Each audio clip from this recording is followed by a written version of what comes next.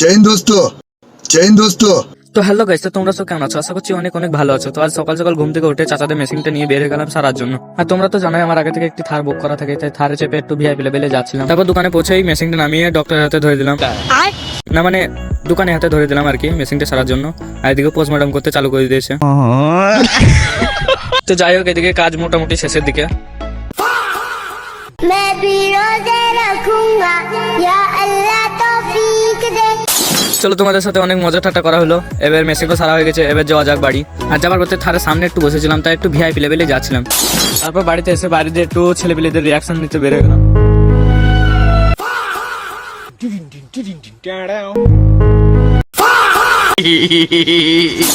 এইসব ছেলে ক্যামেরার সামনে এসে হাসে কেন আমি বুঝতে পারি না। তো যাই হোক, এদিকে তো আমার কন্টেন্টও বানানো হয়। তো যাই হোক, বাড়ি এসে আবার নামাজ পড়তে বেরিয়ে গেলাম। তারপর মসজিদে এসে নামাজটা কমপ্লিট করে আবার বাড়িতে একটু ঘুরতে বেরিয়ে গেলাম।